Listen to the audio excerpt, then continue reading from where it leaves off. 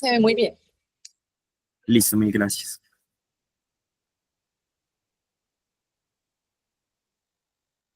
Bueno, si les parece bien, iniciamos la charla del día de hoy. Mucho gusto, mi nombre es Mauricio Londoño, soy interno de la Universidad de Antioquia, actualmente rotando en el servicio de cirugía pediátrica del Hospital Pablo Tobón Uribe, y hoy les voy a hablar acerca del uso de anticolinérgicos en disfunción vesical. Para esta charla tuve la asesoría de la doctora Natalia Herrera Toro y empecemos. Bueno, quiero partir como de hablar de algunas generalidades sobre el tema para entender un poco la disfunción vesical y entender por qué se utilizan ciertos tipos de tratamientos. Entendemos la disfunción vesical o también llamado trastornos miccionales como anormalidades que se dan en el vaciamiento o en el llenado vesical. Esto depende de la coordinación pues de los diferentes órganos y justamente de esa parte neuromuscular implicada. Está asociado a trastornos que pueden ser desde anatómicos, desde neurológicos o incluso funcionales o comportamentales propiamente dichos. La disfunción vesical, acá es importante anotar que no se puede hablar de ella, al menos en niños, antes de los 5 años. Esto porque la continencia vesical diurna solamente se logra entre las 24 a 36 semanas y la continencia vesical nocturna entre 3 a 4 años. Estos rangos son variables, van a depender pues de muchos factores, del entrenamiento del niño, de sus características psicosociales y también del sexo, dándose inicialmente mayormente en las mujeres. Bueno, pasando a la fisiología, rápidamente entender que la vejiga pues es un órgano que está infraperitoneal, que tiene una forma ovoide, que tiene 3 caras, 2 laterales y una posterior, y que se encarga pues justamente de todo ese proceso de la micción.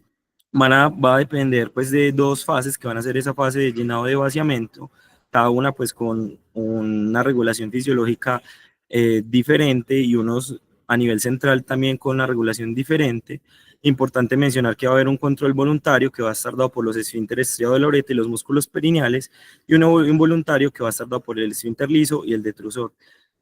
Como pueden ver en esta imagen, que lo explica muy bien, va a ser como una regulación justamente que implica a nivel pues local con ciertos mecanorreceptores que van a identificar pues ese llenado y van a hacer que se generen las contracciones, o ya también a nivel central como tal, pues a nivel ya del sistema nervioso central, que van a mandar justamente esos efectos inhibitorios que van a hacer que todo el tema de la función vesical se relacione también con algunos aspectos que van a ser hasta psicológicos. Ya para pasar a hablar también acerca un poco de cómo se identifican estos trastornos, van a depender de una anamnesis y una exploración muy precisa, en la cual vamos a identificar pues inicialmente una historia clínica donde tengamos como todo el historial del paciente, los antecedentes, los hábitos miccionales que tenga, los principales como afectaciones que pueda tener en su vida cotidiana justamente por la presencia de estos trastornos, y también en la exploración ya física, anormalidades pues del tracto urinario, malformaciones genitales o incluso pues ya algunas que les hagan sospechar de malformaciones a nivel del sistema nervioso central que van a ser importantes en la vejiga neurogénica. Les traía acá también uno de los principales quejas, signos o signos que se pueden identificar o síntomas que nos va a referir pues el paciente o el familiar, que se pueden identificar y que nos pueden ayudar a dar un diagnóstico etiológico en relación a si son anomalías del almacenamiento y anomalías de la eliminación, que en la mayoría de los casos nos van a permitir justamente realizar el diagnóstico pues de estas entidades. Ya pasando a hablar de las etiologías, digamos que la disfunción vesical es un tema bastante amplio porque justamente va a depender de la parte o la afectación en que se dé en este órgano o en todas las estructuras pues implicadas en la micción. Entonces lo dividí más que todo como en lo que la literatura reporta principalmente. Entonces, inicialmente hablar de la neuresis, ya hemos tenido charlas aquí acerca de ella rápidamente, que es una incontinencia que se da durante el sueño, al menos 2 veces por semana, y que está relacionado con un impacto psicológico significativo. Se excluye aquella que es permanente o continua, es decir, aquella que se da tanto del día en la noche, y básicamente los niños que permanecen mojados todo el tiempo. De las disfunción vesical es la más común, pero también tiene una alta tasa de resolución de hasta un 15% anual.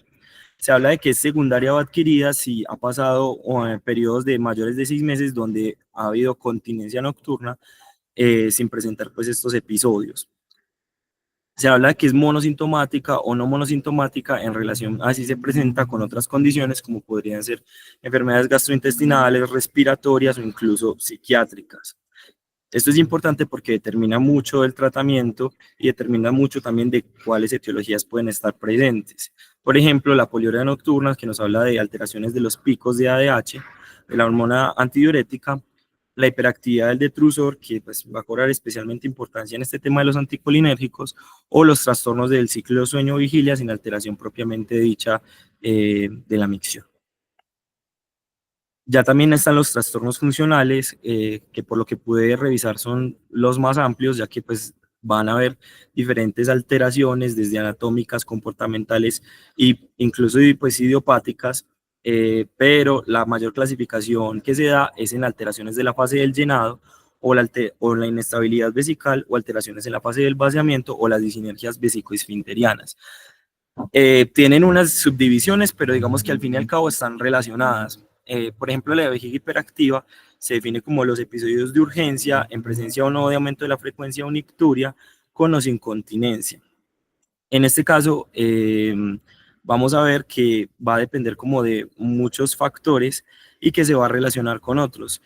Es decir, por ejemplo, una vejiga hiperactiva puede generar una disinergia vesicoesfinteriana, en el sentido de que muchas veces los niños, para evitar justamente los episodios de incontinencia, controlan esos músculos pélvicos o todo lo que tiene control voluntario, generando como una afectación pues a este nivel.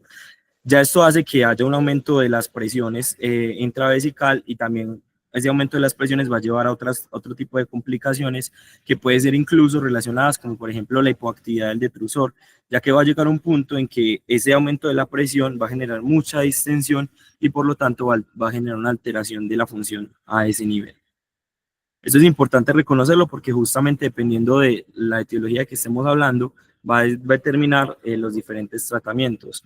No es lo mismo querer que el detrusor no se contraiga a querer que lo haga o por el contrario a manejar pues toda la parte de los esfínteres. Y ya en la última etiología pues principal está la vejiga neurogénica, que ya es un trastorno del control neurológico propiamente dicho en la continencia y la misión que se da a partir del sistema nervioso central. Tiene diversas etiologías, la principal es la espina bífida oculta o el disrafismo espinal, pero también se pueden presentar otras alteraciones que pueden ir desde malformaciones congénitas como la agenesia sacra o los tumores o enfermedades diferentes como la enfermedad inflamatoria o la degenerativa medular o incluso los traumatismos. De la manera general, relacionado justamente con esa etiología, puede ser de causa multifactorial, puede presentarse de diversas formas, algunos pueden tener actividad del detrusor en relación a una hiperactividad o por el contrario, pueden tener un detrusor no contráctil y eso también va a definir los tratamientos a utilizar. Se habla de que presenta varias categorías o varias clasificaciones que van a estar determinadas por los estudios urodinámicos, pero básicamente las principales hablan de si el detrusor tiene una actividad hiperreflexiva o hipoactiva y si el esfínter tiene una actividad hipoactiva o hiperactiva. Y a partir de esto se pueden presentar diversas combinaciones, ya sea un esfínter hipoactivo con un detrusor hipoactivo o por el contrario, un detrusor hiperreflexivo con un esfínter hipoactivo y viceversa. Ya pasando a las modalidades diagnósticas usualmente utilizadas, tenemos las que presento en pantalla. Muchas de estas van a tener unas diferentes indicaciones y van a estar dadas en diferentes puntos del diagnóstico, del tratamiento de los pacientes y tienen diferentes funciones. Por ejemplo, la ecografía nos ayuda a identificar anomalías estructurales, la historetografía miccional, complicaciones como el reflujo vesicoureteral, la resonancia que cobra especial importancia en aquellos niños con una vejiga neurogénica para identificar justamente esos disrafismos. Y ya tenemos los estudios urodinámicos propiamente dichos que nos van a ayudar a identificar específicamente cómo está funcionando el detrusor, cómo están funcionando los músculos del piso pélvico, las capacidades de la vejiga y demás que nos van a ayudar a identificar también en qué punto o qué nivel de complicación está el paciente y esclarecer etiológicamente cuál es el grado de afectación. Ya con respecto a los tratamientos, existen múltiples tratamientos, cada uno pues dependiendo de estas etiologías que mencionaba. Concuerdan de manera general el que el manejo conservador, que consiste pues en aquellas medidas higiénico-dietéticas o justamente en esa uroterapia donde se corrigen hábitos, incluso en lo que tiene que ver con el estreñimiento, que tiene que ver también mucho con esta disfunción vesical, eh, representa pues entonces esta la terapia más apoyada por los estudios, la que más evidencia tiene y la que también mejor respuesta tiene para los niños que sufren pues de estos trastornos y también pues la que implica como menos efectos adversos e invasión, ya que requiere más bien de unos cambios en el estilo de vida y los hábitos. Ya también están otras terapias que van a ser, digamos, particularmente útiles en ciertas condiciones. Por ejemplo, la cirugía de la neuromodulación en aquellos con vejiga neurogénica o la toxina botulínica y los antagonistas alfa que pueden ser utilizadas en aquellos con vejiga hiperactiva. Yo les voy a hablar específicamente hoy de las ayudas farmacológicas, haciendo énfasis en los anticolinérgicos.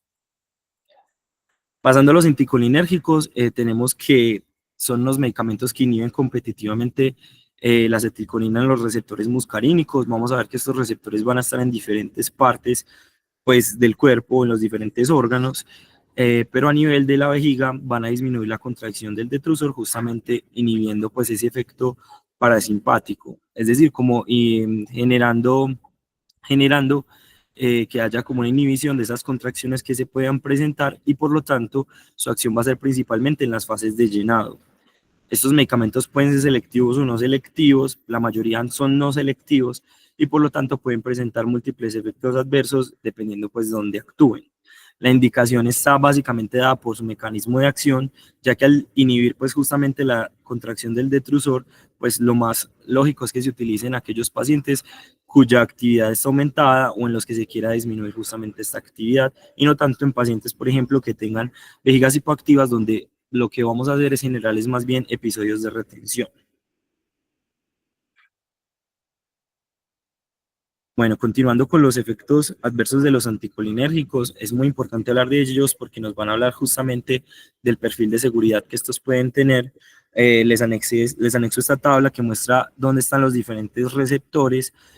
Pueden ver que están distribuidos a lo largo de, pues, de todos los diferentes órganos y pues dependiendo de los efectos de estos van a ser los efectos adversos.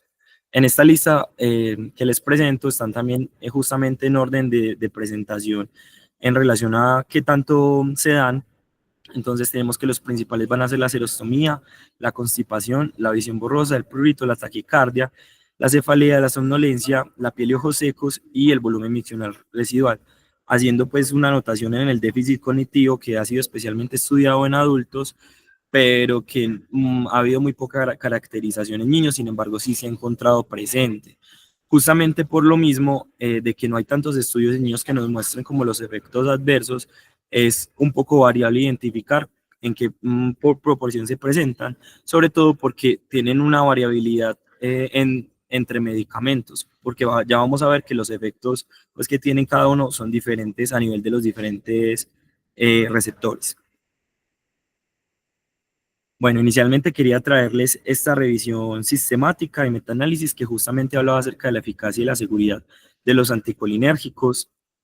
Correspondía a una metaanálisis que incluyó 9 estudios con 11 ensayos clínicos para un total de 1.801 sujetos, 1.116 en el grupo experimental y 685 en el grupo control.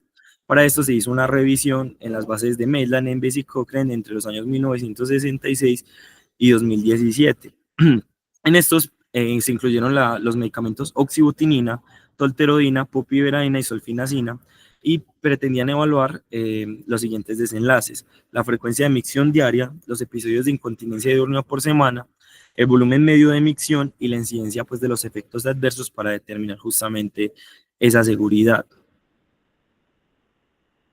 Es importante anotar que pues, dentro de los principales hallazgos de este estudio, lo que se encontró fue que hubo un volumen medio de micción que aumentó significativamente, con una diferencia media estandarizada de 0.49 y con un intervalo de confianza que hablaba de que era estadísticamente significativo. Sin embargo, encontraron que no hubo diferencias en la reducción de la frecuencia de micción diaria ni en los episodios de incontinencia pues, en los grupos estudiados, con unos efectos adversos también sin diferencias significativas entre los anticolinérgicos y el placebo, pero que sí encontraron una mayor presencia específicamente para el efecto adverso de las infecciones urinarias, que si notan no lo mencioné entre las anteriores porque en la mayoría de revisiones no hablan de ellas como propiamente un efecto adverso, sino como más bien como algo que puede presentarse con el uso inadecuado pues, de estos medicamentos. Hablan también de que solo o oxibutinina, que es la única aprobada por la FDA para uso pediátrico y también la única acá disponible en Colombia, para uso de pediátrico justamente, me mostró una mejoría significativa también de ese volumen medio de emisión con una diferencia media estandarizada de 2.41. Y lo que concluye este artículo básicamente es que son seguros, que aumentan justamente ese volumen medio de emisión y que tienen un perfil de seguridad aceptable pues, con respecto al uso de los placebos. Individualmente, este estudio también analizaba los medicamentos y si bien los resultados acá no hablan de que haya un impacto en esa reducción de la frecuencia de emisión o en la incontinencia, se habla de que, por ejemplo, individualmente medicamentos como la solfenacina se mostraban como, cuando eran usados a largo plazo, se mostraban como un efecto a nivel de reducir pues, estos desenlaces. Bueno, ya pasando justamente a hablar cada uno de los medicamentos, inicialmente la oxibutinina, como les mencionaba, es el único disponible acá en Colombia, o sea, realmente es el único que se puede utilizar actualmente en población pediátrica. Es un antagonista competitivo no selectivo de los receptores muscarínicos, tiene propiedades antiespasmódicas, anticolinérgicas y anestésicas. Sigue siendo pues justamente ese agente de primera línea porque es el que más estudios o mayor conocimiento se tiene. Tiene diversos problemas en cuanto a que atraviesa la barrera hematoencefálica y al hecho de no ser selectivo que justamente generan los diferentes efectos adversos en mayor proporción que les mencionaba. También tenemos la tolterodina, que es un antagonista competitivo que igualmente es no selectivo, pero tiene una mayor afinidad por la vejiga. Es decir, aquellos receptores que están presentes, como podrían ser los M2 y M3, a diferencia de los M4 y M5, pues va a tener una mayor afinidad a estos y por lo tanto puede generar menores efectos adversos. Estos se han visto en los estudios donde se ha encontrado una eficacia similar a la oxibutinina con una seguridad y tolerabilidad un poco mejor. Pasando también a justamente esto que les mencionaba sobre estos dos medicamentos, encontré este artículo que comparaba la eficacia entre la tolterodina y la oxibutinina, específicamente en aquellos niños con enuresis resistente a la desmopresina, en los que ya se puede hablar de que hay cierto grado de actividad del detrusor que puede generar esta resistencia justamente. Bueno, este correspondió a un ensayo clínico aleatorizado. Se tuvieron en cuenta 68 niños de 5 a 16 años que tenían el diagnóstico de neoneuresis primaria, justamente que no respondían al tratamiento con desmopresina. Se excluyeron a todas aquellas anomalías genitourinarias que pudieron estar presentes, el uso de medicamentos recientes o si, por ejemplo, los pacientes eran identificados con otros diagnósticos de disfunción vesical como la vejiga neurogénica. Se separaron en dos grupos, un grupo con oxibutinina y desmopresina y el otro con tolterodina y desmopresina. Y justamente pretendía valorar la eficacia de estos tratamientos en los incidentes de enuresis nocturna. Los resultados principales de este estudio, pues a manera general, es que se encontró una buena respuesta con una respuesta completa, o sea, desaparición de los eventos que se generaban de enuresis en 6 de 30 pacientes, o sea, el 20% con oxibutinina y 13% con tolterodina. Sin respuesta en el 23% y en el de oxibutinina y con un 34% en tolterodina. Pero importante mencionar que los grupos que tuvieron una mejoría significativa sin llegar a una resolución completa fueron hasta más del 50% de los pacientes. Lo que mostró este estudio es que, pues, primero, que son la combinación de anticolinérgicos y desmopresina, pues, es útil en estos casos y que adicionalmente no había una diferencia significativa entre la oxibutinina y la tolterodina en cuanto a eficacia. También se habló de que se reportaron ciertos efectos menores como reacciones adversas, como reacciones alérgicas o constipación, pero que no tuvieron diferencias significativas realmente entre la oxibutina o la tolterodina, hablando de que ambos eran igualmente seguros. Sin embargo, existen otros estudios que hablan de que si hay un perfil de seguridad un poco mejor en tolterodina, pero la diferencia igual no es significativa. Podría ser una variación del 5% o del 10%. Ya pasar a la solfenacina y darifenacina, hasta aquí mencionar que estos medicamentos, estos cuatro, son los que están aprobados por el INVIMA en Colombia. Los demás que mencionaré más adelante no están bajo estudios, incluso muchos de ellos aún no por la FDA, pero nuevamente recordar que solo oxybutina disponible pues en la población pediátrica. La solifenacina es un agonista competitivo que sí tiene una selectividad un poco mayor por los receptores M3 en la vejiga, presentándose hasta 10 veces comparativamente con los receptores M1 o M2. Los estudios hablan que tiene una seguridad muy similar a, no, tiene una seguridad un poco mejor con respecto a los que les mencionaba previamente, pero que los efectos pueden ser similares o mejores. Tiene de anotar dentro de los efectos adversos diferentes a los ya mencionados, que se ha encontrado una prolongación del QT, y pasando pues a la difenacina, este ya es un agonista competitivo, ya sí selectivo M3, por lo tanto se habla de que puede ser más seguro y tolerado justamente por esa selectividad. Hay estudios extensos en adultos, pero carece de estudios en la población pediátrica. Se habla también de que puede tener unos efectos menores en el sistema nervioso, prevenir justamente ese déficit cognitivo que preocupa mucho, pero nuevamente pues no se encuentran muchos estudios que hablen de su seguridad en población pediátrica. Bueno, con respecto a la solifenacina, les traía este estudio también que hablaba sobre su uso en niños y adolescentes en vejiga hiperactiva. Consistió justamente en un ensayo clínico fase 3, doble ciego aleatorizado, controlado con placebo, cuya intervención era la solifenacina más justamente esa terapia conservadora, es decir, la oroterapia, durante 12 semanas. Incluyó 189 pacientes justamente con el diagnóstico de vejiga hiperactiva. Los criterios de inclusión era dar con ese diagnóstico que, como se los mencionaba, corresponde a urgencia con aumento de la frecuencia unicturia, con o sin continencia, pero en este caso tenían que tener los pacientes más de 4 episodios de incontinencia de 1 en 7 días, y pretendía pues evaluar justamente esos cambios en el volumen de la micción, el volumen máximo diurno, los episodios de incontinencia, la frecuencia miccional y los días que pasaban libres de incontinencia. Los criterios de exclusión fueron similares a los que ya les mencionaba previamente, que son alteraciones neurológicas o anatómicas, o aquellos pues, pacientes que no contaran pues, con este diagnóstico o que contaran con otras enfermedades concomitantes que eh, podrían generar que haya una confusión a la hora de interpretar los resultados. Con respecto pues, a los resultados de este estudio, se encontró que la solfenacina incrementó el volumen medio por micción de hasta 121 mililitros, y el volumen máximo diurno de hasta más de 31.9 mililitros, y con una mejora estadísticamente significativa, esto en población pues, de niños, ya que en adolescentes los datos no fueron inconclusos, dado pues, la baja participación. Con respecto a los otros efectos, que eran el tema de la incontinencia o la frecuencia miccional, no se encontró pues, diferencias significativas. Con respecto a la seguridad, hablaba de que la incidencia de efectos adversos fue leve a moderada, 19% con respecto, pues en niños, con respecto a un 12% que usaron el placebo. Se destacaron nuevamente los más frecuentes como constipación, sequedad bucal y la prolongación del intervalo QT.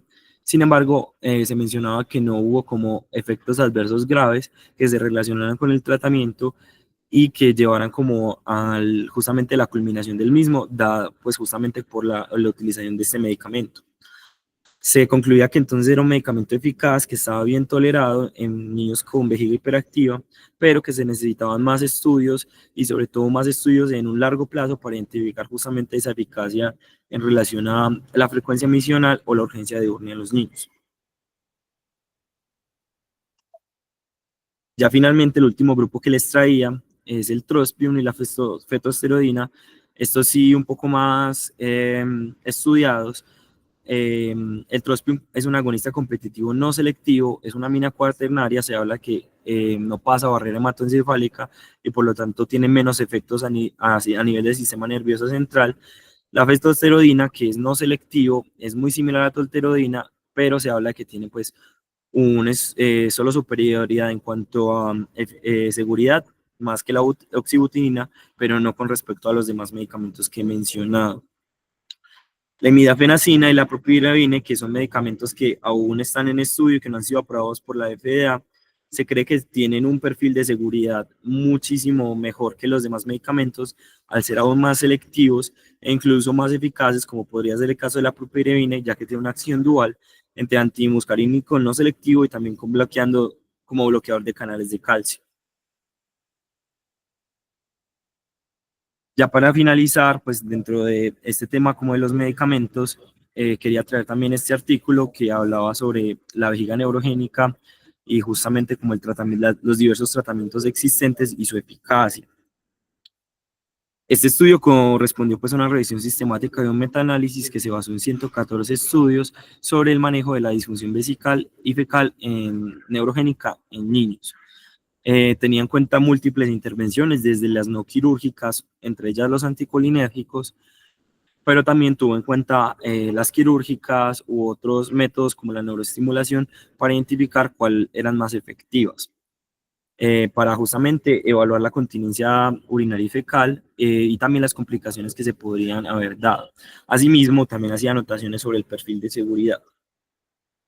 Dentro de los principales resultados que encontré como que daba acerca de cada uno de los medicamentos que he mencionado, se hablaba de que la oxibutinina mejoraba la continencia hasta un 61% de los niños tratados y que incluso estos efectos podían ser mejores si se combinaba con otras terapias como el cateterismo lipointermitente, pero que pues sí se asociaba a esos efectos adversos como sequedad de boca o estreñimiento, con la anotación de que de igual forma seguían siendo medicamentos que para su riesgo-beneficio eran plausibles su uso. La tolterodina, que mencionaba nuevamente una eficacia similar a la oxibutinina, pero con una mejor tolerancia en cuanto a los efectos adversos que se generaban. La solifenacina, en estudios que mostraron una mejoría de hasta el 33% en la continencia de manera completa y un 58% con una mejoría significativa que contrasta justamente con el estudio previamente que les mostraba de solifenacina. Y ya finalmente la fesosteroidina, el trospium, que básicamente en estos nos encontró como o datos estadísticamente significativos para hablar de que fueran adecuados su uso o no, ya que son menos documentados y no existían tantos estudios en población pediátrica. Conclusiones acerca pues, justamente del uso de estos anticolinérgicos. Una de las más importantes es que faltan estudios en niños, faltan estudios a largo plazo para evaluar mejor esos efectos adversos que pueden generarse, ese déficit cognitivo que puede estar presente y que puede ser muy importante para determinar si se usa o no estos medicamentos, que falta que se ha avanzado mucho, pero por ejemplo el hecho de que solamente la oxibutinina sea la que se usa y que sea la que mejor, la que peor, perdón, tiene perfil de seguridad, también habla de que falta mucho trabajo por delante. Eh, Algo que vi que se repetía entre las conclusiones de los diversos artículos es que a mayor selectividad hay un mayor perfil de seguridad. Es decir, que los medicamentos, entre más selectivos sean por la vejiga, por los receptores específicos del mismo, menores efectos van a presentar, y esto es algo que se ve en los estudios clínicos. Importante que son segunda línea, es decir, que aquellos pacientes que inicialmente no respondan a ese manejo conservador pueden hacer uso de estos anticolinérgicos con un muy buen perfil y con incluso pues los porcentajes que les mencionaba de resolución completa. La monoterapia es una opción, pero no es la única opción, es decir, que estos medicamentos pueden utilizarse solos o conjuntamente con otras terapias para ayudar justamente a lograr esa continencia completa o mejorar al menos la calidad de vida de los pacientes. Y también, pues, justamente mencionar que el manejo conservador también sigue siendo el más efectivo dentro de estos tratamientos. Muy importante también tener en cuenta el conocimiento, tener en cuenta que se debe tener un buen conocimiento de los diferentes tipos de la disfunción vesical, identificar también con ayuda de los estudios urodinámicos, identificar el perfil individual de cada paciente para justamente brindarle el tratamiento más adecuado y saber en cuáles se benefician justamente el uso de estos anticolinérgicos. Y finalmente, que son seguros y eficaces, que han demostrado una resolución de los síntomas, especialmente pues en ese volumen miccional, y que pues realmente los efectos adversos, si bien se presentan, no se presentan en todos los casos y el riesgo-beneficio podría ser superior. Y listo, muchas gracias. Quedo atento si alguno tiene alguna duda o pregunta acerca de la presentación.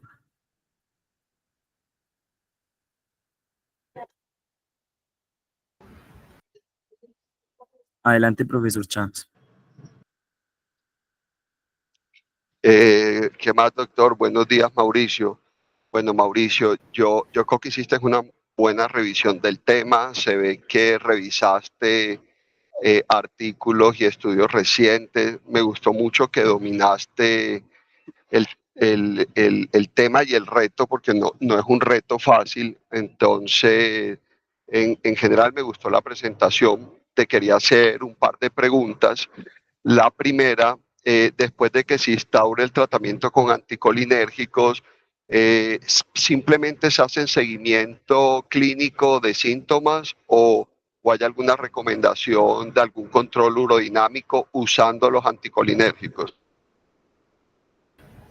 Profe, lo que yo leí más que todo sobre acerca del control es que se pueden de hacer a 3 a cada 4 semanas, y el control más que todo es con justamente los síntomas, o evaluando los calendarios miccionales o como los hábitos miccionales que haya tenido el niño, como en esa variación que se ha presentado.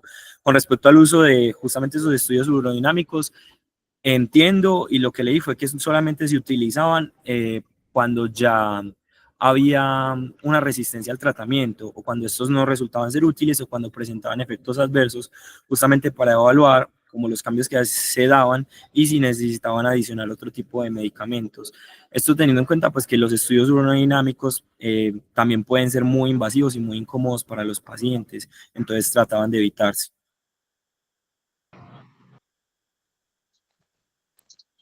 Perfecto, yo estoy de acuerdo contigo. Yo creo que hacer un seguimiento clínico estrecho de síntomas y de diario miccional es la mejor forma de seguir el paciente.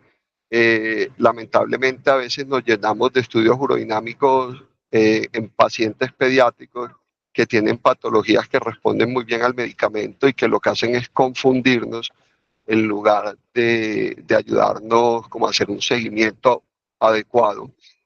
Y la segunda pregunta que te tenía era si hay alguna recomendación postquirúrgica de uso de anticolinérgicos en pacientes después de ser llevados a, a cirugía antirreflujo o algún otro tipo de intervención vesical, porque hay una tendencia que lo he visto pues como en los últimos años de operar niños de reflujo o de cirugías vesicales, por decirlo de alguna forma, y posterior a la cirugía iniciar anticolinérgicos. Profe, sinceramente no encontré la recomendación, pues en algún punto que hablaran acerca de su uso pues específico, o si el paciente presentaba, si no presentaba síntomas o en recuperación, la verdad no tengo el dato.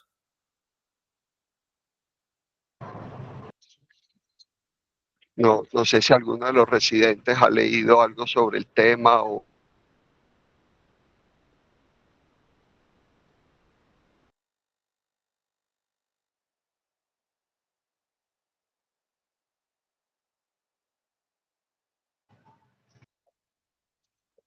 Sí, en términos generales, el concepto que yo manejo es que cuando nosotros hablamos de reflujo uretero vesical, hablamos de patologías primarias o secundarias. Si yo decido llevar el paciente a cirugía, en teoría es porque ya descarté otras causas.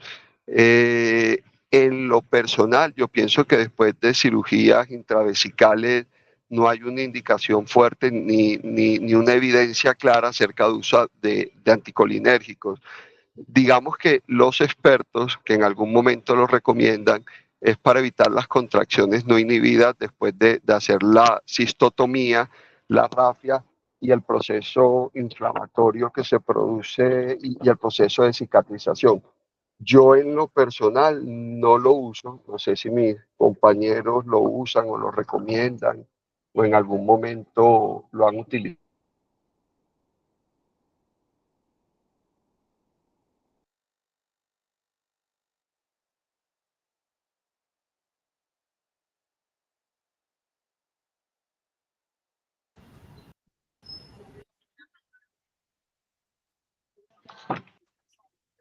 Buenos días. Bueno, Mauricio,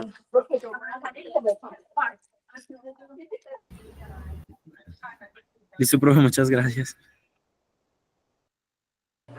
Buenos días. Bueno, yo también pues estoy de acuerdo con el doctor Abraham que se hizo una buena revisión, se buscaron artículos como para tratar de aplicarle algo de evidencia al tema. Creo que fue un tema difícil en el que abordaste bien como la parte inicial de poder entender al menos lo que significa la disfunción vesical en niños, los tipos, las etiologías y ya poder tratar de como dilucidar cuáles son esas indicaciones que nos hacen usar anticolinérgicos en nuestro caso, como también lo indicaste, la oxibutinina, porque algunos de los otros pueden que no estén disponibles en nuestro medio. Entonces, bueno, fue una buena revisión y yo creo que nos quedó claro como el concepto. Muchas gracias.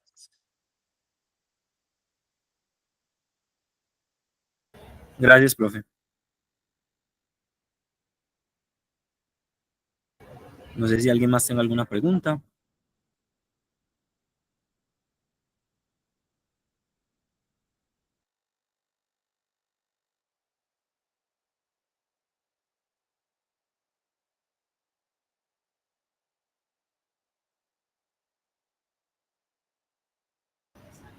Listo, entonces doy por finalizada esta charla. Muchas gracias.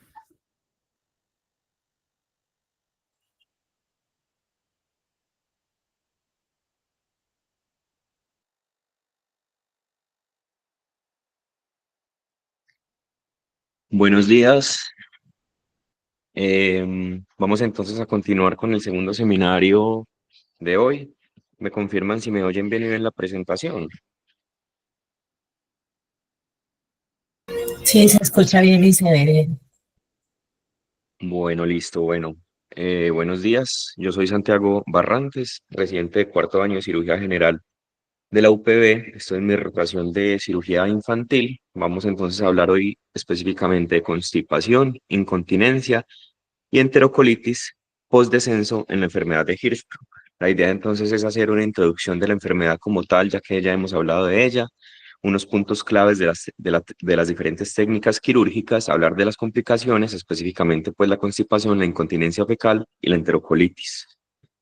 Como introducción, pues sabemos que la enfermedad de Hirschsprung es una patología congénita en donde hay un trastorno en el desarrollo normal del sistema nervioso entérico en el colon distal. No hay una migración neuronal adecuada para formar los plexos mientéricos y submucosos, por lo que este colon no se puede relajar y esto causa una obstrucción funcional. Existen diferentes formas. La forma clásica, que es la más común, afecta solo recto y sigmoides. Enfermedad de Hirschsprung de segmento largo, que es más o menos hasta el colon transverso, y la ganglionosis colónica total, que es la menos frecuente. En el periodo neonatal se puede presentar con una ausencia de paso de meconio por 24 o 48 horas, distensión abdominal, vómito no bilios y constipación, y en niños ya más grandes, de forma más crónica, síntomas de constipación crónica. El diagnóstico, pues sabemos que obviamente los síntomas del paciente que mencionamos, la manometría anorrectal, digamos que sirve para descartar otras patologías, tiene una sensibilidad y una especificidad muy buena, pero puede tener falsos negativos o incluso falsos positivos y es más útil en niños grandes que cooperen con el examen. Siempre se deben estudiar con un colon por enema. Esto puede mostrar una zona distal no dilatada, un punto de transición y un colon proximal dilatado que correspondería al colon sano. Ver el punto de transición tiene un valor predictivo positivo de casi el 100% para esta enfermedad y sirve mucho para la planeación quirúrgica. La biopsia rectal es el gol estándar de diagnóstico con una sensibilidad y una especificidad cercana pues al 100%. Cuanto al tratamiento, pues sabemos que la idea general, hay que resecar el segmento ganglionar, hay que hacer una anastomosis del colon sano con el canal anal, intentando preservar los esfínteres anales. Digamos que la colostomía es más que todo utilizada en momentos de urgencia, cuando una obstrucción intestinal o una enterocolitis. Las técnicas quirúrgicas, la que inicialmente se escribió fue por el doctor Swenson, después Duhamel y Soave con sus técnicas correspondientes. En el 95 se empezó a utilizar la laparoscopia para hacer estas diferentes técnicas que inicialmente eran abiertas, y finalmente pues el doctor de la Torre describió el descenso endorrectal transanal, que digamos que es el manejo estándar en muchas partes del mundo actualmente. Estas técnicas son efectivas, cada una tiene sus pros y sus contras. En general, las técnicas abiertas necesitan, si no son por la laparoscopia, necesitan una herida abdominal amplia y existe el riesgo de lesión de estructuras adyacentes al recto. De forma grande, recordar que en la técnica de Swenson se hace una disección transabdominal del recto muy cercano a la pared rectal. Después se vierte el recto sigmoides por el ano y se reseca. Se hace una anastomosis del colon sano al ano por una vía transanal. En la técnica de Duhamel se hace una resección del recto intraperitoneal al nivel del repliegue peritoneal. Después se identifica el colon sano, normoganglionar, el muñón rectal se cierra a nivel de ese repliegue peritoneal. Se realiza una disección en el plano presacro y por una vía transanal se hace una incisión en la parte posterior del recto. Se avanza el colon sano por este espacio presacro y se hace una anastomosis con la pared posterior del recto. La técnica de Soave, por vía transabdominal, se reseca el segmento del colon aganglionar y se selecciona el sitio de colon sano para descender, y después se realiza una disección endorrectal submucosa por vía transabdominal hasta llegar al canal anal.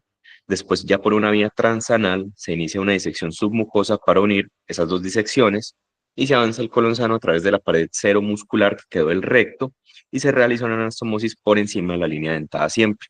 Aquí vemos las tres diferencias de las diferentes técnicas, en donde en la de Swenson queda un colon normoganglionar, en la de Soa un colon normoganglionar rodeado de una pared rectal aganglionar, y finalmente en la de Duhamel, en donde puede quedar pues un pouch rectal.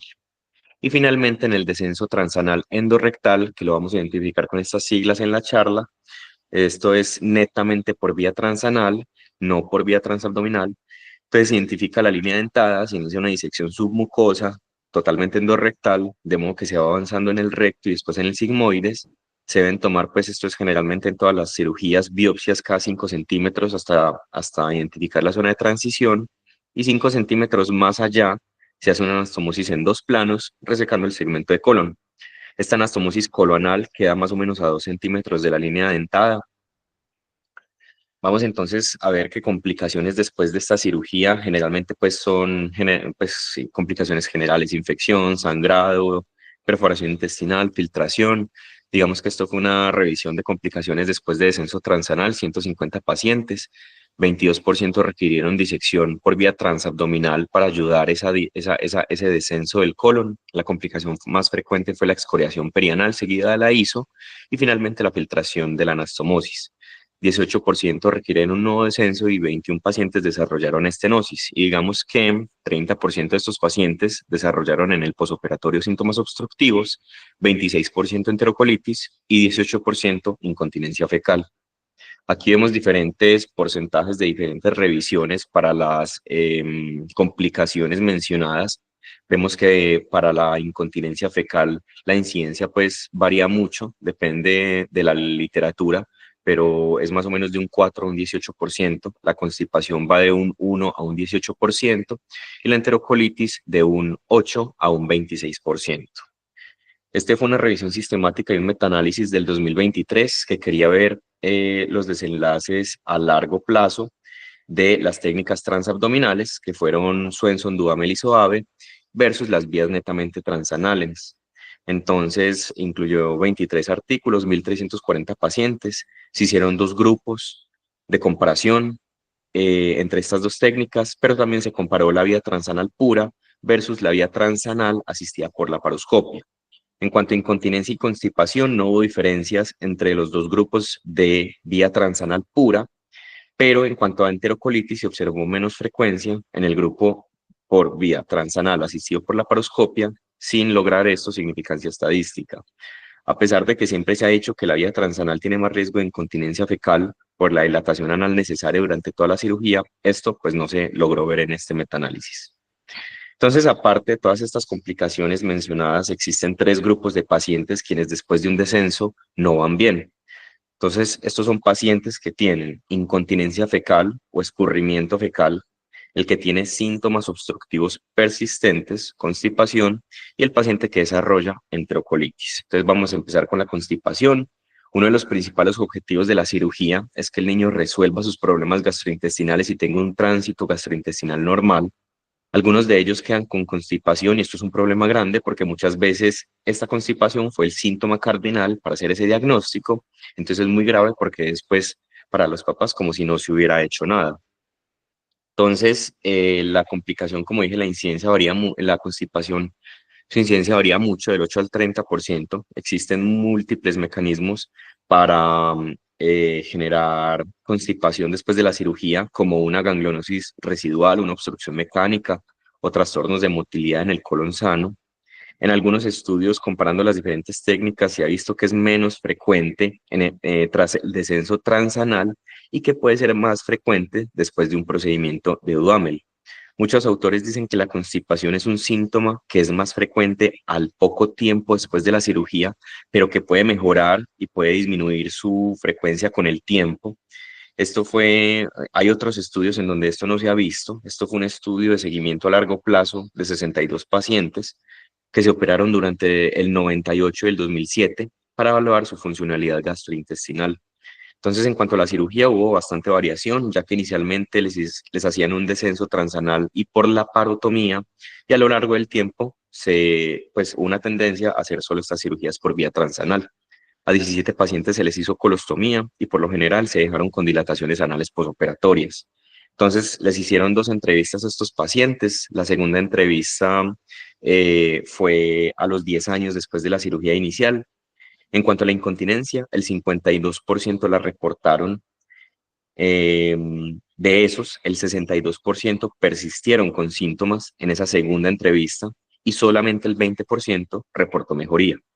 Además, el 20% de los pacientes refirieron constipación en la primera entrevista y el 24% en la segunda entrevista. Vemos entonces que realmente, por lo menos en este estudio, no se vio una mejoría paulatina de esos síntomas de constipación como lo sugieren muchos autores. Entonces, en cuanto a la etiología de la constipación, se puede clasificar en 3 grupos.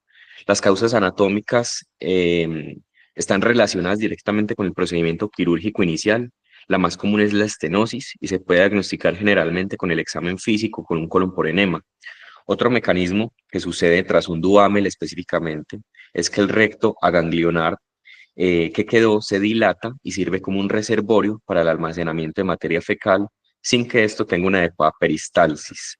Además, puede haber un giro o una angulación de ese colon descendido, también es un error en la cirugía, durante la cirugía inicial. Además, específicamente tras la cirugía de Soave, se deja la pared muscular del recto como vimos, esta con el tiempo se puede fibrosar y crear una cicatriz que sirve como un anillo fibrótico. Esto también se puede diagnosticar con el examen físico, con un tacto rectal y generalmente el manejo de todas estas anteriores causas anatómicas suelen ser quirúrgicas con un redescenso. En caso entonces de que se descarten todas estas causas anatómicas con examen físico, colon por enema, etcétera, se debe tomar una biopsia del recto, porque hay que descartar que no se haya descendido un colon totalmente aganglionar o que se haya hecho una anastomosis en la zona de transición. Generalmente cuando esto se confirma por biopsia rectal, hay que también volver a operar al paciente. Y finalmente, en caso de que la biopsia sea negativa, el siguiente paso sería descartar si existe una falta de relajación del esfínter anal que causa una obstrucción funcional. Esto se puede hacer con manometría anorrectal o con una inyección de toxina botulínica para ver respuesta a este tratamiento. Si el paciente no responde a la toxina botulínica o se descarta una falta de relajación del esfínter, se debe entonces buscar trastornos de motilidad colónica con diferentes exámenes que son más específicos como tránsito intestinal con radiofármacos o manometría colónica, y digamos que acá el diagnóstico y el tratamiento es un poco más difícil. Aquí vemos entonces un twist en una imagen y en cirugía de un colon descendido, totalmente angulado y torcido. Esto causa obstrucción, el manejo es quirúrgico. Aquí vemos el pouch de Duhamel que mencioné, se dilata completamente, lo que causa pues una retención de materia fecal. Este fue un estudio retrospectivo que quería ver los desenlaces de pacientes con complicaciones posoperatorias llevados a un redescenso. Las indicaciones para esta reintervención fueron causas anatómicas como estenosis, anillos fibróticos, pouch de Duhamel, un columna ganglionar o el desarrollo de una fístula. Se incluyeron 36 pacientes, la mayoría fueron inicialmente operados con técnica de SOAVE. 4 pacientes presentaron complicaciones, 2 casos de fístulas anales altas, un caso de obstrucción intestinal y un caso de filtración de anastomosis. Los autores concluyeron que muchas de las causas de constipación crónica o síntomas obstructivos son prevenibles en la primera cirugía y que el redescenso se puede realizar de forma segura en la mayoría de pacientes por una vía netamente transanal o ya sea bien asistida por la paroscopia o por la parotomía, por la dificultad técnica, por adherencias y pues bridas, y que la tasa de complicaciones es baja con buenos resultados posteriores. Vamos entonces ahora ya a pasar a la incontinencia fecal. Esta está definida por los criterios de Roma 4 como el paso no controlado de heces líquidas o sólidas, por lo menos 2 veces al mes. Entonces, la incontinencia es un problema que afecta la calidad de vida después de esta cirugía de estos pacientes. Se ha descrito como una de las principales complicaciones después de un descenso transanal endorrectal en muchos estudios, pero digamos que hay otros que no han logrado demostrar eso del todo. La incidencia varía, va del 12 al 54%. Se ha dicho de que la vía transanal tiene más riesgo de incontinencia fecal por la dilatación anal necesaria durante toda la cirugía y la posible lesión de esos esfínteres anales. Otros mecanismos que se han descrito son lesiones de nervios sensitivos en el canal anal o hacer una anastomosis demasiado cerca o encima de la línea dentada. Se han hecho algunos estudios en donde se ha observado que pacientes en el posoperatorio de un descenso transanal tienen mayor disrupción de fibras del esfínter anal interno y por eso más incontinencia, pero hay otros estudios en donde realmente no se ha demostrado mayor riesgo. Esto es un poco controvertido. Se ha dicho que los pacientes que se operan en una edad más joven tienen menos riesgo, de incontinencia. Y se ha dicho también que la incontinencia fecal mejora a lo largo del tiempo y es menos frecuente en niños mayores en los que ha pasado mucho tiempo desde la cirugía. Muchos factores contribuyen a la continencia fecal, obviamente la integridad y la adecuada funcionalidad de los esfínteres anales, pero también influye la motilidad colónica, el epitelio anal y la sensibilidad anorrectal. Entonces, como dije, durante la cirugía transanal principalmente puede haber un daño a estas estructuras, lo que puede predisponer a una incontinencia que incluso, según, también esto es controvertido, según algunos artículos, podría empeorar con el tiempo en vez de mejorar. Todos estos mecanismos conllevan a que el recto esté lleno, el paciente no lo perciba y haya salida espontánea de materia fecal. Además, en algunos pacientes, la pérdida de absorción colónica secundaria a la resección que se hizo, asociada a una hipermotilidad y una pérdida del reflejo inhibitorio rectocolónico, conlleva a una incontinencia fecal. Se debe hacer una adecuada anamnesis del paciente y de los papás que permita saber con certeza los síntomas del paciente y clasificarlo como una incontinencia fecal real. Al examen físico se debe buscar, idealmente bajo anestesia y con una exploración anal adecuada, el sitio de la anastomosis, visualizar la línea dentada y explorar el mecanismo de esfínter y de sensibilidad anorrectal. En esta imagen se observa a la inspección anal de un paciente en donde se perdió la línea dentada por hacer una anastomosis muy baja, lo que conlleva a una incontinencia. En caso de que el paciente tenga una sensibilidad conservada, esfínteres sanos, hay que pensar entonces en un trastorno de motilidad por pérdida del recto o sospechar también que tenga un escurrimiento fecal por una constipación. Esto se puede determinar con la anamnesis como tal y nos puede ayudar mucho un colon por enema, que nos puede mostrar una dilatación distal del colon descendido o una estenosis o algún otro tipo de obstrucción mecánica que hable más de una constipación y un escurrimiento fecal. La manometría también puede determinar presiones del esfínter anal, midiendo la presión en reposo y durante la contracción, diferenciando otros posibles diagnósticos. Y finalmente la ecoendoscopia puede ser utilizada para ver defectos del esfínter anal interno. En un estudio se observó que pacientes llevados a un descenso transanal tuvieron mayor tasa de efectos en el esfínter y esto se asoció con mayor incidencia de incontinencia fecal. Aquí en la imagen derecha vemos pues ellos cómo ven las capas rectales y la irrupción de los esfínteres. Por lo general, digamos que la ecoendoscopia no se usa de rutina, es cara, no está disponible en todos los sitios y se necesitan más estudios para ver su costo-efectividad para su real uso en esta patología. Entonces, a modo de tratamiento ya la incontinencia fecal depende. Si el paciente tiene pérdida del mecanismo de esfínter, se puede llevar una cirugía para reconstruir esos esfínteres como tal. Si no son candidatos o ya se les hizo y no sirvió, ya definitivamente se debe manejar al paciente con dieta o laxantes estimulantes específicamente. También se ha estudiado el biofeedback y la terapia de piso pélvico para estos pacientes. Y si el paciente tiene unos esfínteres conservados y se confirma es un hiperperistaltismo, entonces ya estos pacientes se deben manejar de forma médica con dieta, fibra, que nos aumente el volumen de esa materia fecal y loperamida. Este es como un algoritmo en donde vemos entonces que el paciente con incontinencia fecal después de un Hirschsprung lo estudiamos, hacemos todo. Si el paciente no tiene intacto la funcionalidad de los esfínteres, entonces vamos a manejarlo con laxantes estimulantes o ya con cirugía como tal. Incluso algunos pacientes pueden requerir una ostomía cuando la incontinencia fecal se vuelve totalmente inmanejable por otros métodos. Vamos entonces a finalmente hablar ya de la enterocolitis. Digamos que es la complicación más grave de la enfermedad de Hirschsprung. La mortalidad es mayor en neonatos que no se han operado aún. Recordemos que la enterocolitis puede suceder antes o después de la cirugía. La incidencia preoperatoria es de un 6 al 60% y la posoperatoria de un 25 a un 42%. La recurrencia puede llegar hasta el 56%. El riesgo de enterocolitis disminuye con el paso del tiempo, probablemente por un desarrollo de la inmunidad de esa mucosa intestinal. Se ha visto que la mayoría de pacientes tienen un episodio de enterocolitis en los 2 primeros años de la cirugía y se ha visto que haberla desarrollado, o sea, un episodio de enterocolitis es un factor de riesgo para recurrencia.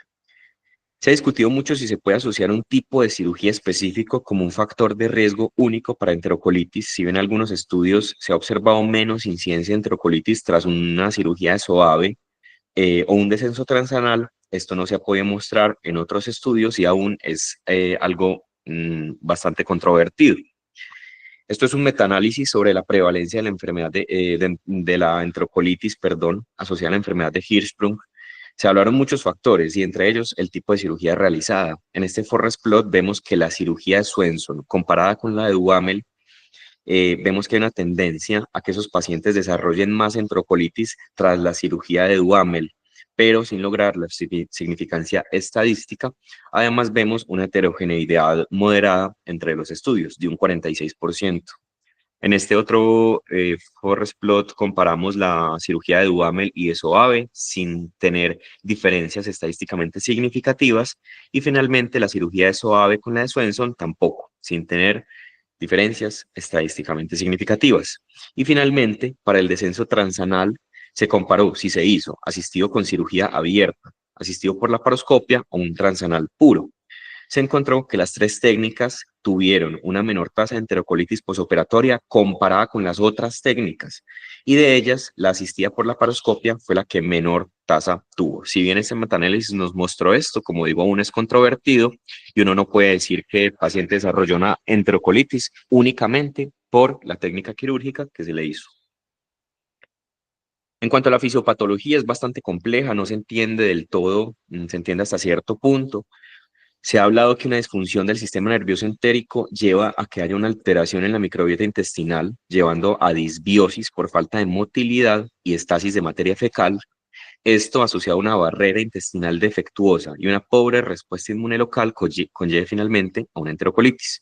Todo esto se ve exacerbado principalmente cuando hay una obstrucción del colon, por lo que un paciente con diferentes tipos de síntomas obstructivos o constipación tienen de entrada mucho más riesgo de desarrollar una enterocolitis.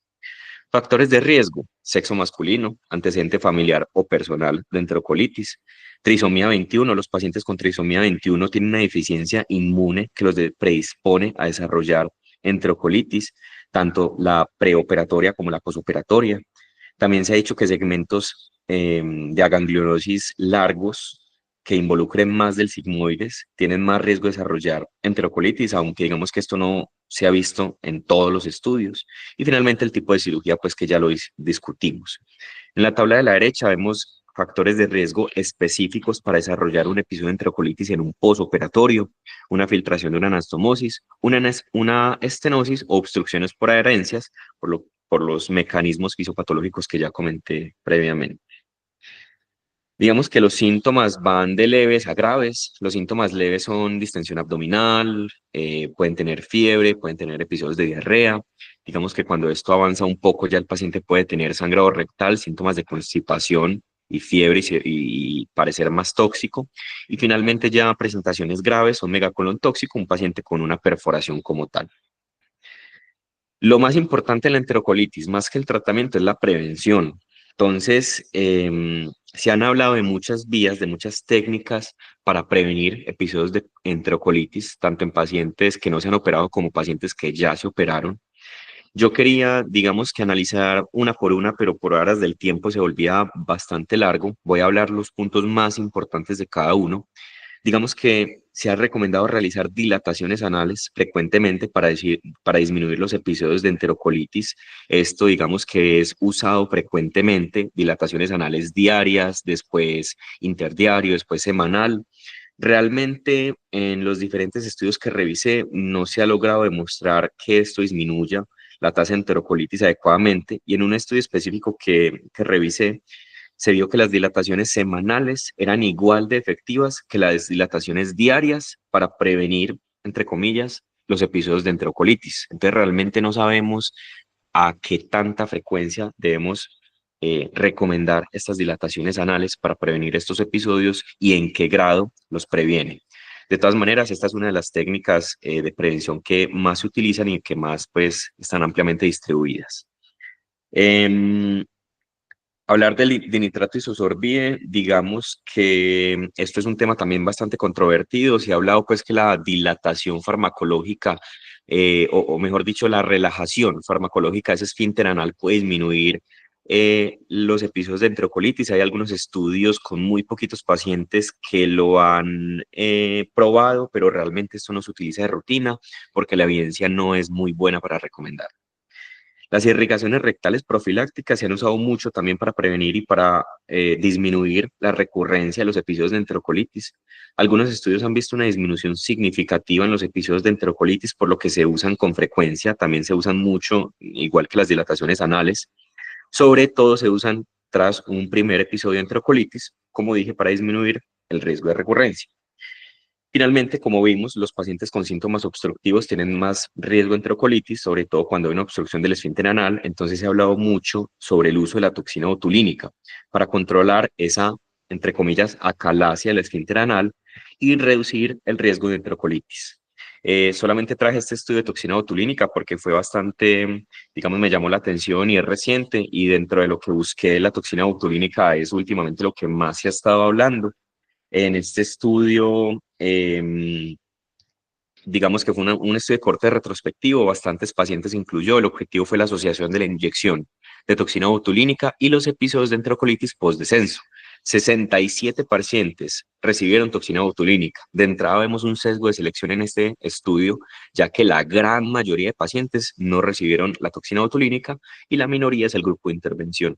Entonces aquí pues puede haber bastantes sesgos al momento del análisis y la interpretación de los resultados. En el estudio se vio que la toxina botulínica redujo un riesgo de enterocolitis en un 30% con un R.69, pero con una P que no fue estadísticamente significativa. Lo que sí es que en este estudio se vio una diferencia importante en el tiempo a desarrollar un primer episodio de enterocolitis. A los pacientes que se les inyectó toxina botulínica, que es este primer grupo en esta tabla que dice PRO, el tiempo al primer episodio fue de 17 meses en promedio, mientras que a los que no se les inyectó toxina botulínica fue de solo 8 meses. Asimismo, se vio una reducción en el tiempo al segundo y tercer episodio en los pacientes que se les inyectó la toxina botulínica. Aquí vemos también en esta gráfica que los pacientes a los que no se les inyectó toxina botulínica, que es la línea punteada, tuvieron tuvieron un tiempo libres de enterocolitis mucho menor a aquellos que sí se les inyectó la toxina. Entonces, los resultados o las conclusiones de este estudio fueron que la toxina botulínica realmente no reduce adecuadamente el riesgo de enterocolitis, no disminuye las admisiones por enterocolitis. El estudio, como dije, tiene algunos sesgos importantes. Se necesitan más estudios para recomendarla adecuadamente. Lo único que se pudo ver fue que, de que aumentó el tiempo libre de enterocolitis en estos pacientes.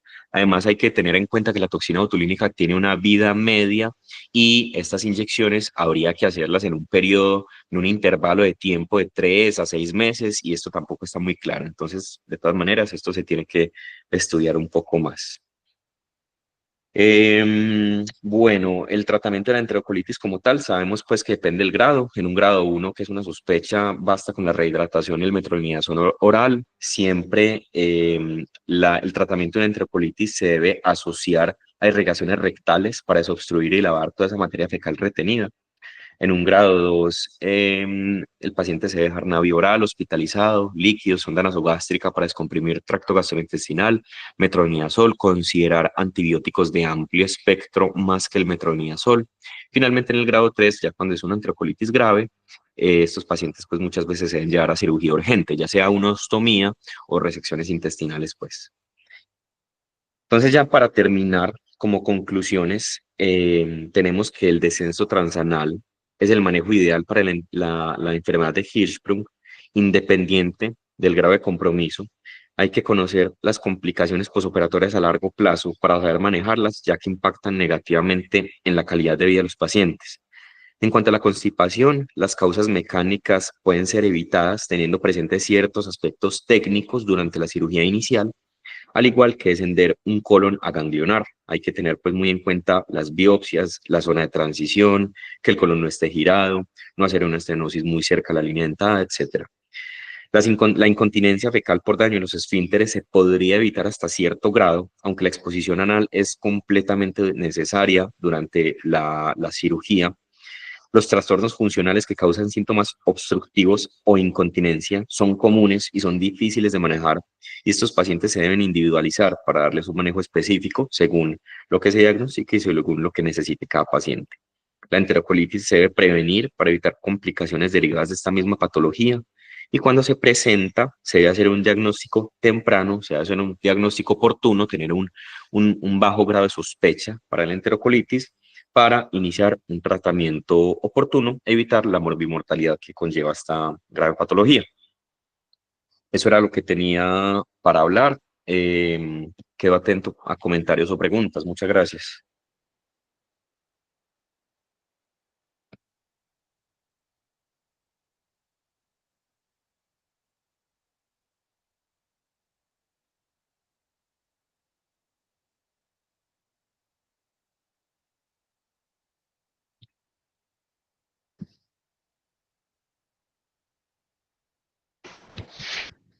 Hola doctor, ¿me escuchas?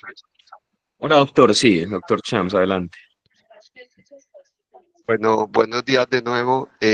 Como mencionábamos la semana pasada, Hirschsprung es un tema apasionante, no solo de la parte diagnóstica, el manejo no médico, las técnicas quirúrgicas, sino el tema COVID. Trataste porque no es infrecuente que a nuestra consulta o incluso en los servicios de urgencia lleguen niños ya descendidos, ya sea por nosotros mismos o por otros grupos. Y lógicamente cuando llegan con todos estos episodios de enterocolitis o de constipación o aún, ¿verdad?, incontinencia, se plantea para nosotros todo un reto diagnóstico para poder mejorar la calidad de vida de los niños. Hay algo muy importante que me parece que mencionaste en la conferencia. Hay muchos detalles técnicos, intraquirúrgicamente hablando, como ¿verdad?, un descenso incompleto, un descenso en una zona de transición, el volvulus. Hemos tenido casos de niños que durante el descenso que han entorchado el colon. De hecho, probablemente uno de los cuidados que tenemos que tener como cirujanos en el descenso transanal, completamente pues solo por vía transanal, es eso, tener adecuadamente marcado el colon para evitar como esas complicaciones de reparo anatómico. Además, yo pienso que sobre todo cuando no tenemos un grupo de patología confiable o son niños que vienen remitidos de otros lados sin informes de patología, es muy importante tratar de conseguir los extremos distales del descenso para poder aclarar si el descenso quedó en una zona apropiada, ¿verdad? Porque si persiste sobre todo la constipación y no es claro dónde quedó descendido el colon, probablemente puede ser una de las causas. También hemos tenido casos de pacientes que al hacer el descenso quedan tensos o isquémicos y claro, eso lleva a una estenosis distal o a una necrosis y obviamente eso sería una causa obstructiva. Entonces es apasionante. Yo te tenía dos preguntas. ¿En qué tipo de pacientes recomiendas, pues ya operados, descendidos, hacer un colon por enema y qué información esperarías tener en un colon por enema? Esa es mi primera pregunta. Bueno, con respecto a eso, digamos que el colon por enema en el paciente que más nos puede ayudar es en el paciente que está constipado o que tiene síntomas obstructivos, porque esto, como dije, puede mostrarnos obstrucciones mecánicas como tal, estenosis, anillos fibróticos, etcétera. Además, también podría servir en pacientes que no sabemos si es una incontinencia fecal o realmente es un escurrimiento fecal por constipación crónica, porque en estos pacientes con escurrimiento fecal también nos puede determinar si hay sitios anatómicos de obstrucción, colon distendido y nos puede pues orientar ante el diagnóstico. Sería pues como principalmente esos pacientes. Y eso es importante además de, como tú mencionabas, sobre todo en el suave o en los endorrectales, que tengamos manguitos estrechos, que no es infrecuente que se estenosen por manguitos estrechos que requieran una apertura posterior del manguito. Y mi segunda pregunta, que creo que también es importante, es el uso del malón. ¿Qué evidencia o qué encontraste acerca de los niños o con constipación crónica o que quedan completamente incontinentes, ya sea por, por problemas de la inervación o del esfínter? ¿Qué indicaciones habría para un malón en un niño con Hirschsprung ya? Bueno, sí, leí varias cosas del malón, tanto en constipación como en incontinencia. Digamos que los pacientes con constipación son pacientes en quienes se les descartó todas las causas corregibles por cirugía de una constipación crónica, como es hacer un descenso de un colon ganglionar o cualquier causa anatómica, y tienen algún grado de trastorno funcional colónico en donde esa constipación se vuelve inmanejable, tanto de forma médica como por pues, otros métodos. Entonces el malón en estos pacientes nos podría servir para indicar principalmente pues hacerles enemas retrógrados. Perdón, sí. Y en los casos de incontinencia fecal, digamos que lo mismo, pacientes que ya han tenido múltiples terapias previas y persisten con una incontinencia ya, pues, digamos, intratable, entre comillas, en estos pacientes se estaría indicado ya sea una ostomía como tal o un malón para manejar, pues, ese débito fecal.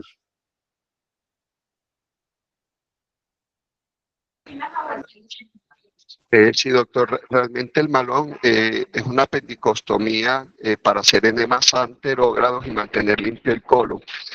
Yo pienso que después de que hayamos descartado una causa anatómica, una estenosis, una zona de transición, que tengamos realmente claro cómo está el complejo músculo-esfintérico, que esté íntegro, el malón puede ser una opción. Realmente el malón depende mucho del cuidado de la familia. En lo personal, los pocos niños que he visto con Hirschsprung ya descendidos, que se les ha dado la opción del malón, han tenido buena evolución, buenos resultados, se han mantenido limpios. Lo que sí es real es que ojalá ningún niño descendido termine en un malón. ¿Por qué? Porque pensaría uno, ¿verdad? Que un niño adecuadamente descendido en una adecuada región y con la protección del complejo musculoesfintérico debería terminar bien. Hace algunos años nosotros revisamos la literatura para compararla con los resultados propios de nuestros servicios. Fue un aproximado como de 60 pacientes y realmente aproximadamente el 50% de los pacientes después de los 2 años, digamos que la escala de defecación es aceptable. De hecho, algunos autores lo, lo califican como bueno, pero el otro 50%, aproximadamente un 30%, continúan con algún grado de constipación y el otro grado termina con incontinencia fecal hasta un 20%. Cuando hablamos de incontinencia fecal, hay que descartar si el problema es por rebosamiento o efectivamente pues por problemas musculoesfintéricos. Muchas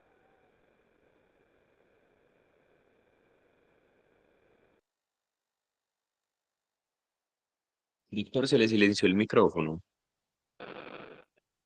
No, que muchas gracias. Ok, muchas gracias. La doctora Alejandra Wilches está alzando la mano. Buenos días, doctor, muy buena presentación, muchas gracias. Aprovecho como para reafirmar esa conexión y ese manejo interdisciplinario que debe haber para un paciente con enfermedad de GIST.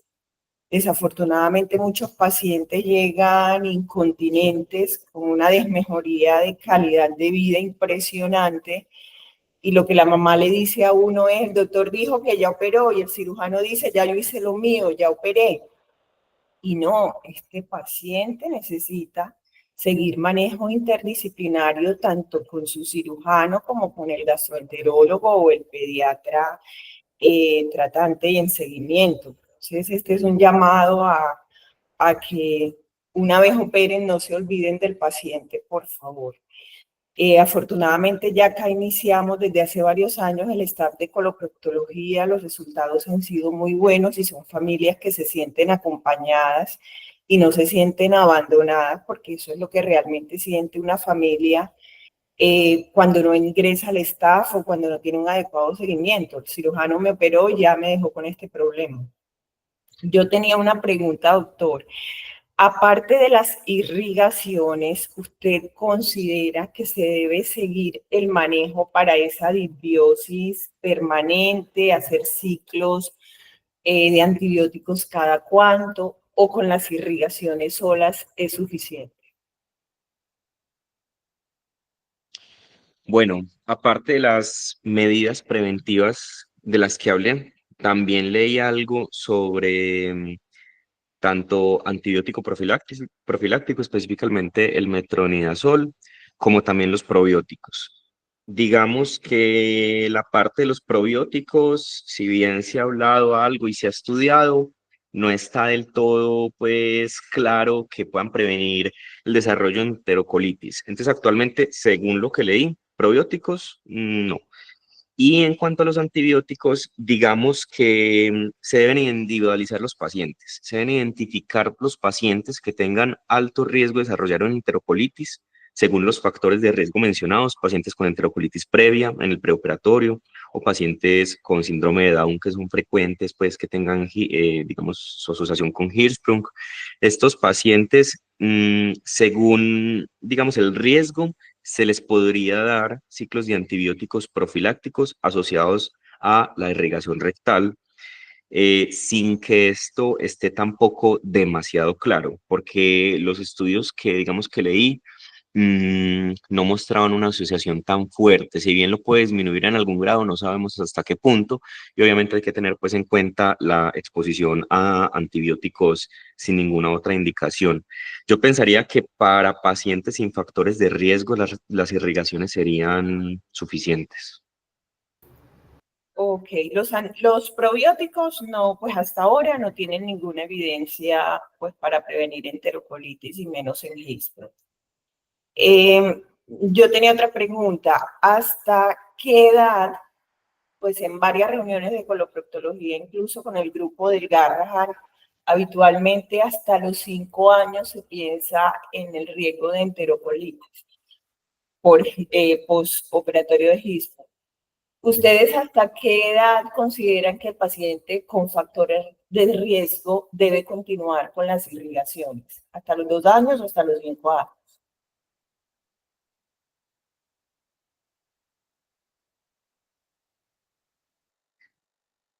Pues no sé qué piensen los otros doctores. Yo la verdad, pues no sabría. Pensaría, según lo que leí, pensaría que depende de la edad a la que se le hizo inicialmente la cirugía y depende del tiempo de evolución, si tuvo o no episodios de enterocolitis. Digamos que se operó el niño muy pequeño, nunca ha tenido enterocolitis antes de la cirugía y después de la cirugía lleva 2 años sin enterocolitis.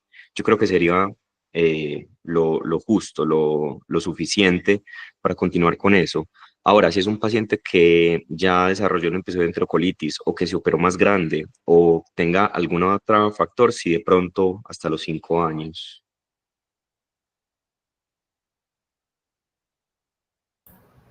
Ok, muchas gracias.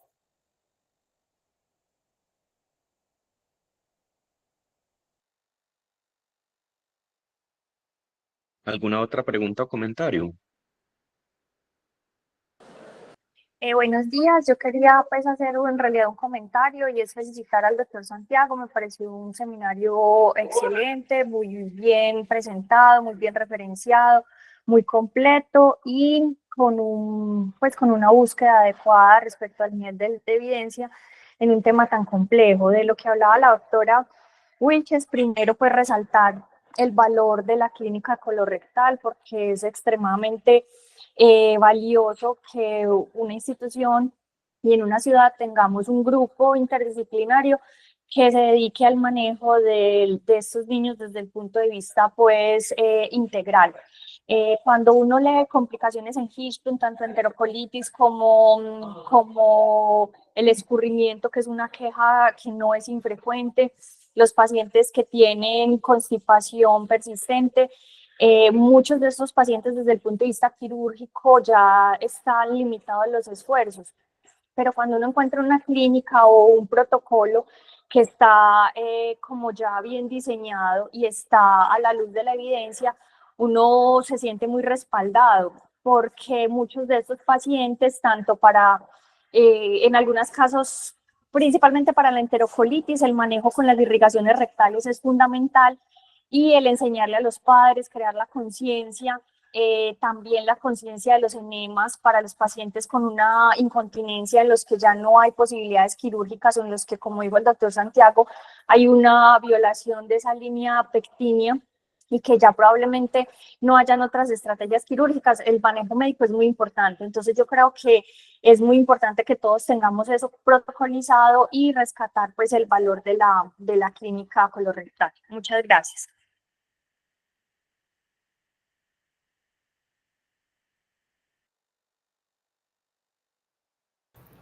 Bueno, entonces aprovechando la cuña, los invito a que tengan en cuenta que la clínica existe, que nada más basta con comunicarse con la doctora Paula Vélez o conmigo para agendar a los pacientes. No se dan citas por el call center, porque a veces en el call center ni saben que esa clínica existe y confunden a los pacientes. Entonces, estamos abiertos a colaborar cuando tengan pacientes para agendar. Muchas gracias.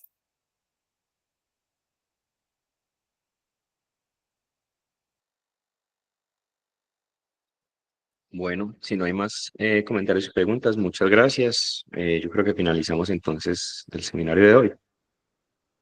Sí, doctor, muchas gracias.